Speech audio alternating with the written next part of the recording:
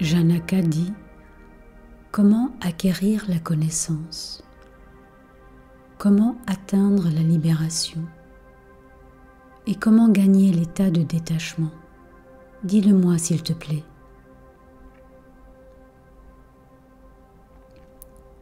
Ashtavakra dit: si tu recherches la libération, évite les objets des sens comme du poison et cultive comme antidote la tolérance, la sincérité, la compassion, la modération et la vérité.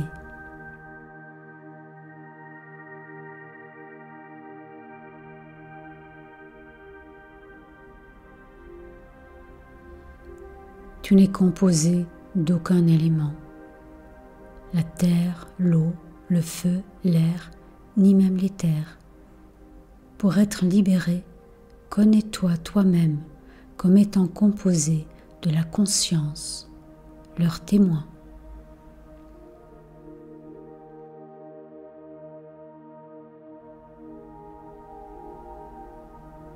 Si tu parviens juste à rester au repos dans la conscience, te percevant toi-même comme distinct de ton corps, alors maintenant même tu deviens heureux, paisible et libre des liens.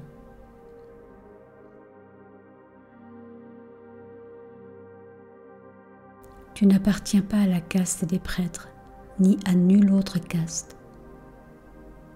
Tu n'es à aucune étape et tu n'es pas perceptible à l'œil. Tu es sans attache et sans forme, le témoin de toute chose. Alors, sois heureux.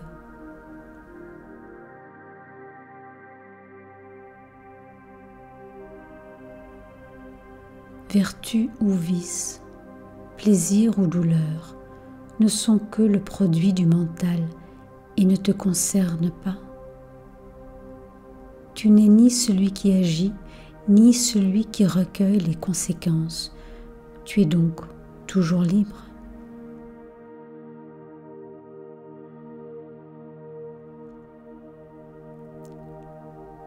Tu es le témoin unique de toute chose et tu es toujours totalement libre.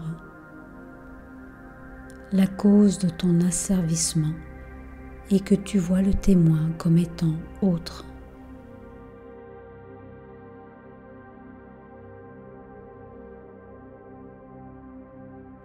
Comme tu as été mordu par le serpent noir et que tu as foi dans ce concept faux qui est « je suis celui qui agit », bois l'antidote de la foi dans le fait que « je ne suis pas celui qui agit » et sois heureux.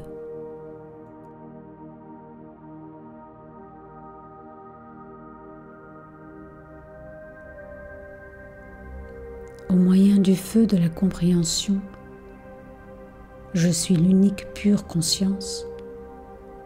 Réduis la forêt de l'ignorance en cendres et sois heureux.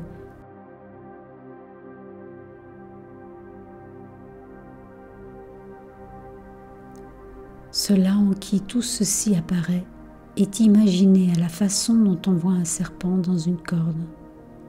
Cette joie, suprême joie et pure conscience est ce que tu es.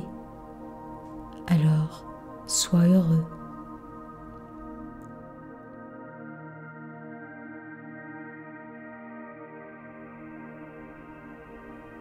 Si l'on se pense libre, on est libre.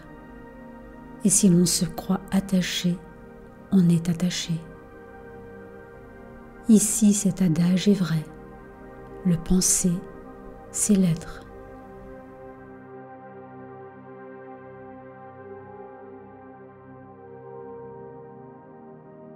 Ta nature réelle est-elle le un, parfait, libre et conscience dénuée d'action ou témoin universel, détaché de tout, sans désir et en paix.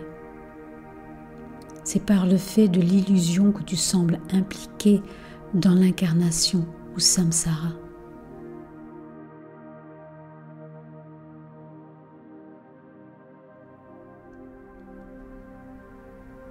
Médite sur toi-même en tant que conscience immobile, libre de tout dualisme, tout en renonçant à l'idée fausse selon laquelle tu serais juste une conscience détournée ou quoi que ce soit d'externe ou d'interne.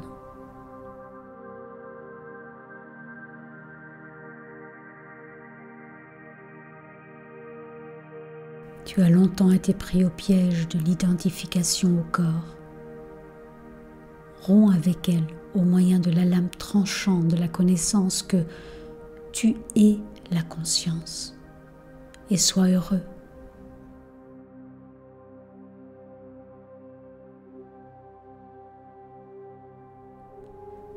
Tu es en réalité déjà détaché et sans agir, déjà éclairé et immaculé.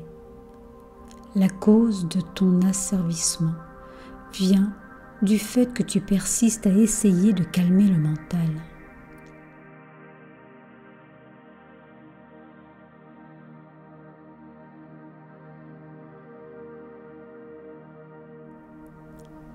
Tout cela en fait est empli de toi et déployé en toi, car ce dont tu es fait est pure conscience.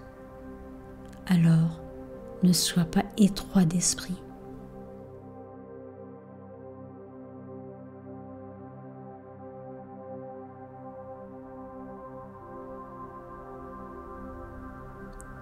Tu es inconditionné et immuable, sans forme et inébranlable, conscience insondable et imperturbable. Alors, ne te réfère à rien d'autre qu'à la conscience.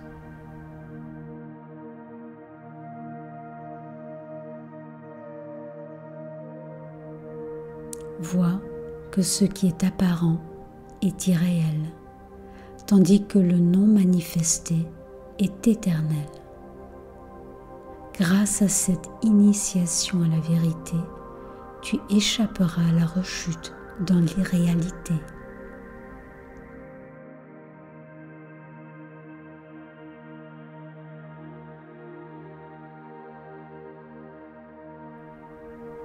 De même qu'un miroir existe à la fois dans ses propres images reflétées et au dehors d'elles, le Seigneur suprême existe partout à l'intérieur et en dehors de ce corps.